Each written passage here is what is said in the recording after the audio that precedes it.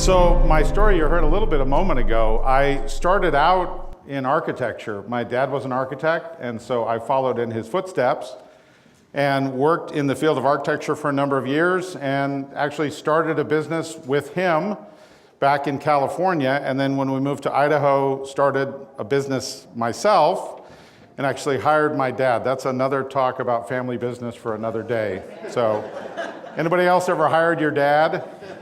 We'll talk later. So what was interesting for me is that I've always, in architecture and in other places in my life, I've always sort of moved toward the top in terms of being a leader. And so I was in a different situation. I had retired from architecture at the age of 37, had a pretty successful practice, and wanted to do some other stuff that had a little bit more meaning in life and help more people. And so this organization I was working for had a coach that was part of this organization. And so this guy, you've heard of him, he's kind of famous in these circles. His name is Ron Price. He came and tried to help several of us in the organization understand ourselves. And he had me take this funny instrument, which I had never heard of before, and it gave me that kind of a result. And I said, Ron, what is this weird thing, DISC? And I'm assuming green and blue are the right colors to have.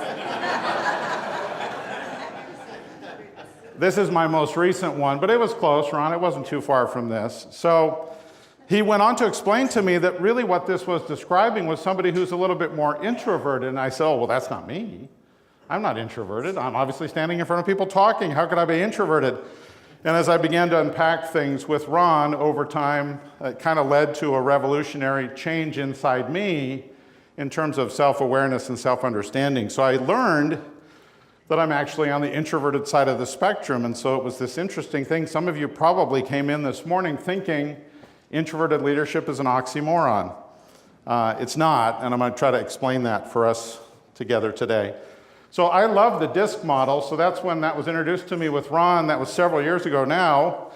And so what I love about the DISC model is it's a nicely balanced model, right? You've got the S and C on one side and the D and I on the other. And I love harmony, and I love thinking about how these things all fit together so nicely with one another. So on the left side of that graph, we've got the extroverts. So this is fun for you guys. How many do we have here? Who are the extroverts? Okay, about 50%, okay? And then on the other side of the graph, we've got the introverts. So who are you? That's a little better than, usually the introverts go like this.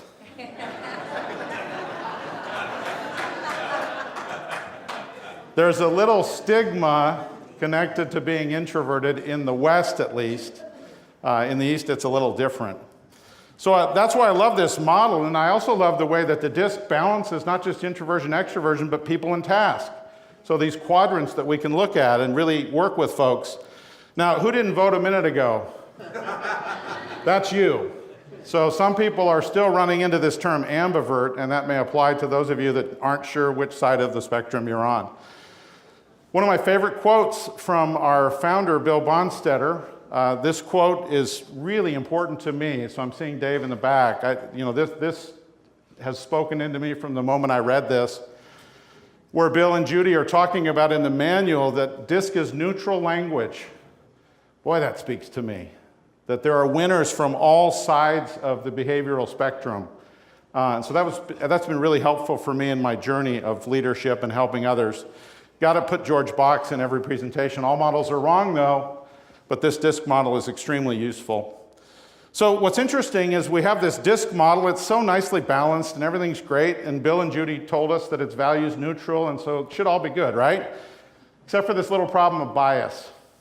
So we all have egocentric bias, but if I can say to you extroverts, you might have a little more than us. So we all tend to think that the way we are is the way others ought to be, and so we've always got to overcome this bias in the work that we do every day. But this really starts kind of tipping the scales, if you will, around this topic. Then we have another bias called confirmation bias, which is essentially, I think that what I already think is right, and so I'm looking for more evidence to confirm what I already know. So bias is always operating in all of our lives and in all of our circles, and what I call a cultural bias is kind of the combination of all of that, and it creates these interesting kinds of mythical situations in our lives. I was at a conference kind of like this one about 5 years ago. Won't tell you what organization it was, but we had a banquet. And so we were sitting at tables kind of like you are here for the evening. And, I sat down at the table. I was with one of my friends, didn't know the other folks, so I'm an introvert. I don't really like a lot of small talk. So they start doing the go around the table thing. And so it starts here. An extrovert breaks the ice. They're great for that. So somebody says, well, I do this and I do this. It's coming to me. And so I'm calculating because I'm introverted. And I'm saying, when it comes to me, I said, well, I'm an executive coach. I'm kind of new in this business. And I'm really focusing on trying to help introverted leaders. Snicker, snicker, snicker, snicker. Yeah, it was weird and off-putting all at the same time. It was really strange. But I think I ran into this idea of this bias and these myths that are operating in our heads. And I started noticing that the scales really are tipped. I think some of Dave's data from yesterday showed me the scales around here at this conference are really tipped, aren't they, Dave? So we've got this huge abnormality around DI on the high side, SC on the low side in this particular conference. So this isn't even depicting how bad it is here.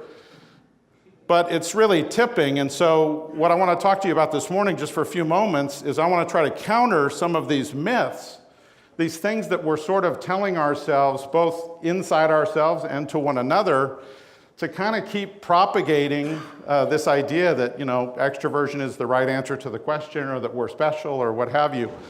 So the way to counter myth, I think, is with truth. So I'm going to give you some scientific truths that you may not have run into related to this topic of introversion. So let's start with Myers-Briggs. As you know, I'm not an MBTI fan, but these ladies are interesting for lots of reasons to me, one of which is my whole life is full of women, not only my wife, who's in the back, but my 3 daughters. So I love women. I advocate for you all the time, ladies. And so these ladies are very courageous. They're making groundbreaking kinds of work in their day back in the 50s, taking up the work of Carl Jung and creating an assessment. I think it's pretty remarkable.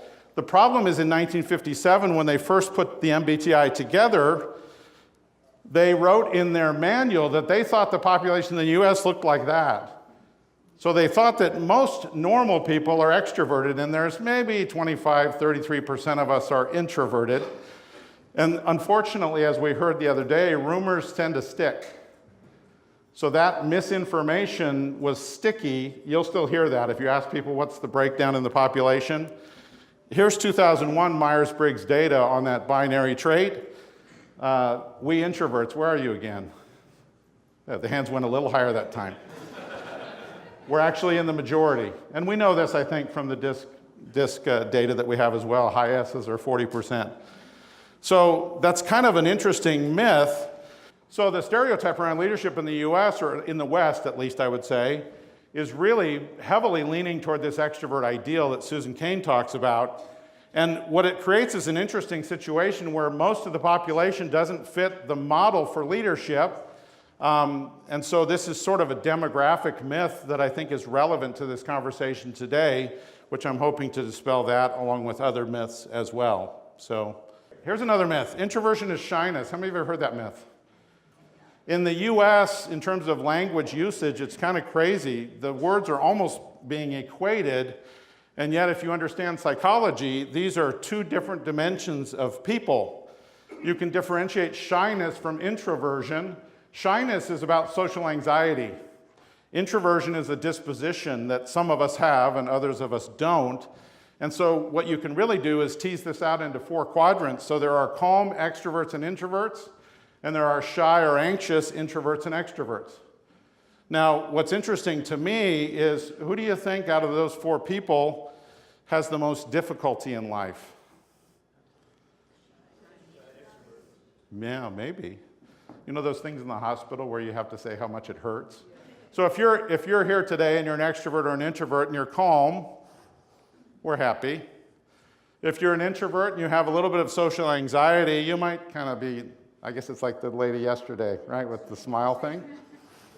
But if you're an extrovert and you struggle with social anxiety, it could be more painful for you. So the point here is that shyness does not equal introversion. these two things can be differentiated, and I think it's very important for us to do so. So there's another myth that sort of propagates misinformation. Introverts are antisocial, aren't they? It's interesting. We have some friends who work in the media. You know who that guy is, right? Bo Bergdahl, the famous defector from the troops. When that story was first breaking, I heard it on the TV news, and they were saying things like, Bo had become more introverted over time. I mean, I'm highly sensitive to this topic, so my head's spinning off. Green vomit is coming out, and I'm telling my wife, like, did you hear that? Bo did not become more introverted. He became more withdrawn. There's a big difference. Bo started pulling himself back from his social connections, but trust me, he didn't become more or less introverted. He was what he was. So folks like this get labeled with this broad brush of introversion, and the media tries to connect it to being antisocial. So you know who this young boy is here on the bottom left, Dylan Roof, the shooter from Charleston, tragically. So here's some news articles that appeared online right after the shooting. You may not even be paying attention to this because you're not me and you're not hyper-vigilant to watch what's happening. Those are real stories. Why did Dylan Roof do what he did? Because he was an introvert. I think he did what he did because he was filled with hate, and he has probably a psychological disorder. So that kind of misinformation perpetuates lots of unhelpful myths as well. So introversion and antisocialness, I don't think is the right answer. What I think is true about introversion is we're differently social. I'm very social. So a lot of the articles on the internet don't apply to me. The idea that introverts just need to be alone all the time, I hate being alone too much. I love people, but I really like one-on-ones or small groups. What I hate are networking events, so you might not have seen me here at those too much. Here's another myth. Introversion is curable, isn't it? The DSM book is interesting, right? This is the big book of diseases in the psychiatric and psychological community, and you'll notice they're getting thicker as we go. So we're getting sicker, or at least diagnosing ourselves more. So what's interesting is in the latest version of the DSM-5, there was a proposal to the committee putting the book together that said, we think introversion should be part of some diagnosable conditions. Now, a few brave, courageous introverts advocated for all of us that are on that side and said, that's nonsense. What are you talking about? Again, go back to the value of what Bill and Judy told us, that all styles are good. Winners come from everywhere. There's nothing that's, pathological about being introverted. But nonetheless, this proposal was advanced, and fortunately, some heroic introverts saved the day. It's not in the book. But unfortunately, for those of you that know the WHO language in the ICD, it's in that book. So this is ICD-9, we're on now ICD-10. So there are some diagnoses, unfortunately, as I think about it, that try to imply that somehow introversion is a malady that we should cure.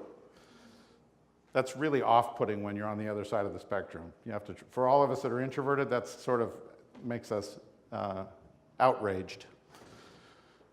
Introversion is a choice, isn't it? How many times do we tell our clients, maybe from either side, you should just be more blank, right? You should be more outgoing. Come on, Ryan, why don't you be more outgoing and reach out to people more? Get in those networking circles. What you're trying to do is to talk to somebody about being someone that they're really not, rather than trying to work with their strengths. So what we do know from studies across the board is that about 50%, from twin studies, we know this pretty clearly, that about 50% of the differences between us in terms of personality, which would touch this topic, is the result of heredity. So it's not really a choice. What it is really is more like a different operating system. This is revolutionary if you've never heard this before. Introverts and extroverts, I love the stuff that Ron Bonstetter's doing here with the Brain Lab, and this is kind of a different look at brains. So this is really looking at neural pathways and the way we on the introverted side are pushing data up through the frontal lobes much more than you extroverts. Does that mean that we're better? Does it mean that we think harder? No, but it does mean that when we have those brainstorming sessions and you look at us and we look like deer in the headlights, that's what's happening. It's not that we're not thinking, we're trying really hard to think, we're just trying to push data down a much longer path, and so that's why we look like we're deep in thought. So it's really Mac versus PC. Now, we all know Mac is better, right? So I think Mac is introversion. No, I'm just kidding. But it's real. You can see it. I mean, that's what I love about some of the stuff that we're doing here at TTI and what others have done with these brain scans. It's revolutionizing the way we think about things, lots of things. So here's the big myth. Introverts can't be leaders, right?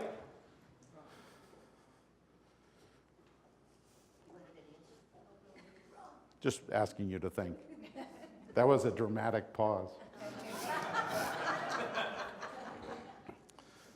And yet, the language that's coming at us, again, if you're on the extroverted side, this may all be sort of news to you. I love the fact that Whit was saying to all the DIs out there, you got to come in here. I know that Whit has told me that the book, as he's read it, has been just really informative to him. And I think, again, for those of you on the extrovert side, what I'm not saying is that introversion is the right answer and extroversion is bad. I'm saying you got to get us and we got to get you, because we both have to understand each other much better.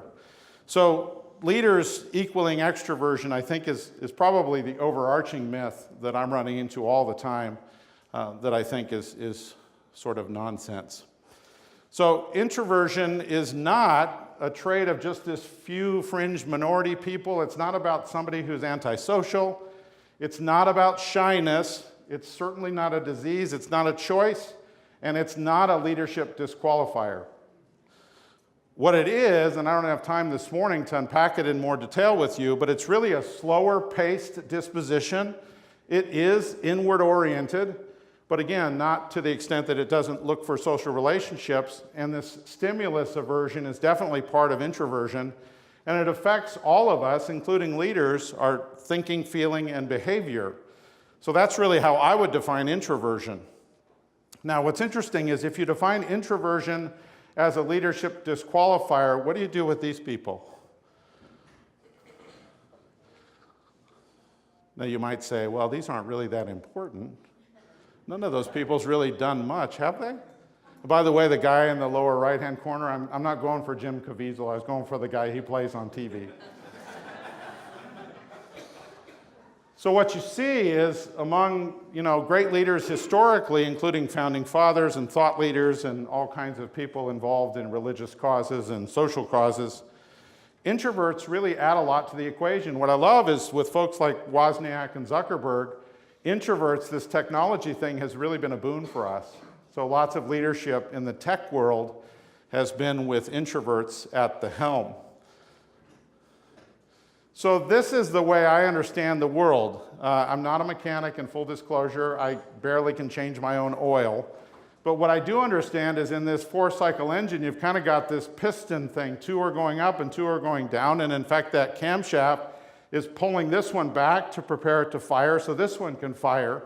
And I think when the engine runs rightly, it creates horsepower. So I like to use this illustration to talk about the way teams and leadership teams ought to function in a complementary fashion. So we're really firing one against the other, driving the organization forward. And I think when we're only firing on 2 cylinders, we actually have a problem. So I think in the West, part of my critique is sometimes we don't understand the need for this balance. So there's complementary strengths. Now, this might strike you as odd, especially the one way over there on the right. I'm actually claiming there's a strength of pessimism. How many of you think that's true? It sounds weird. When you first say it, people are like, what? This is such an extrovert-oriented culture.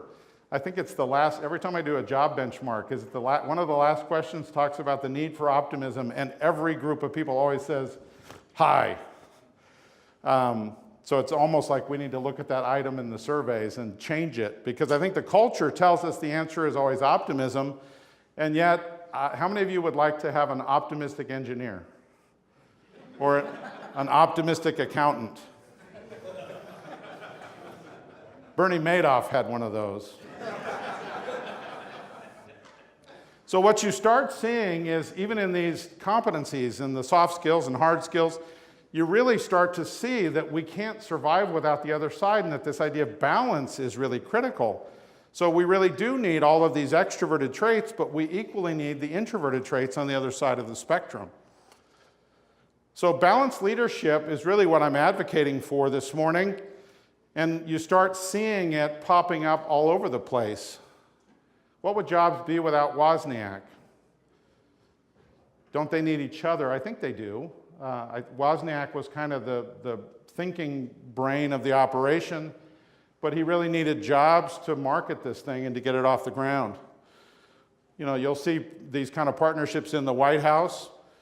You'll see them at Google. You'll see them at Microsoft. You'll see them at Facebook. I love that one because it's not only introvert, extrovert, it's male, female. So again, as I told you, ladies, I'm an advocate for you. We need better balance there as well. And then it goes all the way back to the founding fathers and way before that. So Franklin and Jefferson needed each other. We needed Jefferson to write the Declaration of Independence or to be the lead author on that. But then we needed a guy like Ben Franklin or even a John Hancock to step forward and sign. How'd you like to be the one that signs essentially your death sentence? Here's this list of grievances against George, right? Why we hate George, love the colonies. Who would like to sign first? We know who he was, right? Because he was this flamboyant extrovert with huge handwriting. So he wasn't just trying to start an insurance company, he was putting his neck on the line. So again, that was really risky, and I think it takes a high D to do that. So again, we need all the styles. Bill and Judy are right. So this is really, I think, the way things should look in a perfect world. And I think Bill and Judy are right. Winners come from all styles. This is very important for us to understand. This is one of our differentiators here at TTI. By using the DISC and the driving forces models that we're using, this values neutrality, and I know we believe it because it's the right answer in the certification exam. But I question whether we believe it at the deepest level of your heart. Do you really affirm that? And it's a lot of work to get over our biases. Ron and I have had lots of conversations about this bias stuff. It's kind of everywhere. And I've really appreciated the openness that Whit and Ron have had to listen to me and to say, like, gosh, I didn't even know that. So it takes an introvert sometimes to be open about how it impacts us to help you understand that. And I really appreciate them doing that. So this is really this balance between yin and yang. And who speaks Chinese in the room? So what's the right pronunciation of that word I'm trying to put in the middle? Huh? So I butcher this, I'm sorry, Cafe, but this is the word I think I say when my wife asks me a question and I'm not paying attention. Huh? So ever since I have learned that was terrible. Ever since I've learned that word is this beautiful Eastern word for balance and this tension between yin and yang, I've just been fixated on this idea. This is what we need. This is what we need around behaviors and motivators and all these things where we're simply just different, gender, all of these differences. So this is really the picture of the world I think that I'm trying to help bring about. So this is a little bit different. Most of these talks are about how do you make more money. You could make money with this. I'm a low utilitarian, by the way. This is kind of about a social cause as well for me. So Bill Gates, who's made a few dollars in his life, gives us some advice. He says, you got to learn what extroverts do, hire some extroverts, and tap into both sets of skills to get a company that thrives both in deep thinking. That's what many introverts are good at, in building teams and going out into the world to sell those ideas. So we really need both. I want to end the time of me talking, and then we'll transition to some questions with the story of Bruce Clunder. Who knows who Bruce Clunder is? Ron does, because he's heard me say this before. Anybody else? Sherry does, because she's heard me talk about him. Good, so you don't know who he is. So as you can see, he's a white guy, kind of nerdy, right? Has glasses, dark glasses like mine. He was originally from Baker, Oregon, kind of back from where we're from, Idaho area. He was from Baker, Oregon, and he went away to school and became an ordained minister, went to seminary. And he eventually lands up with his wife, and I think he had 3 small kids, in Cleveland, Ohio. And you can start to get a hint. 1964 is the date of his death. So he's in Cleveland, Ohio, with his wife and 3 children, And he was deeply moved by the civil rights cause and the civil rights movement. Cleveland was trying to build segregated schools, and Bruce was not okay with that, so much so that he actually went out to the construction site where one of these schools was being built that was to be segregated, and Bruce and some other protesters put themselves in harm's way behind a bulldozer, and it was an accident, it wasn't intentional, but tragically, Bruce was run over by a bulldozer. He becomes one of the early civil rights movement martyrs. So he's dying for a cause. Now, what's interesting with Bruce is that he's somebody who understood the plight of people that were different than him. And I think this is very much the same, whether we talk about the civil rights movement, we talk about the women's movement. What you may not know is there's an introvert movement. It's starting to bubble. And we're not going to be, bullies about it, because that's not who we are in the first place. We're going to be nice and quiet in our revolution. But nonetheless, there's sort of a revolution, and I think those of you that are on the extrovert side, it's really helpful for you to know this. So let me give you some extrinsic ROI this morning. So knowing everything I've just told you is a huge advantage. If you get this and you go into the organizations that you serve with this perspective and you really help them leverage that balance that I'm talking about, it's a win-win. It's not only the right thing to do, it's the smart thing to do. It's going to get better results intrinsically and extrinsically. So Bruce Klunder, again, is sort of one of my heroes and somebody that I really look up to, and I think is an example to many of you on the extroverted side of somebody who believes in the cause of others. I love the fact that Ben Franklin said that, and he was an extrovert. Justice will not be served until those who are unaffected are as outraged as those who are. So I think it's really important for us here in the TTI network to understand that this stuff isn't just language in a manual. Values neutral is critical, not just as a differentiator, not just to make money, because it's the right thing. It's really advancing this wonderful uniqueness of each and every person that we have the privilege to serve.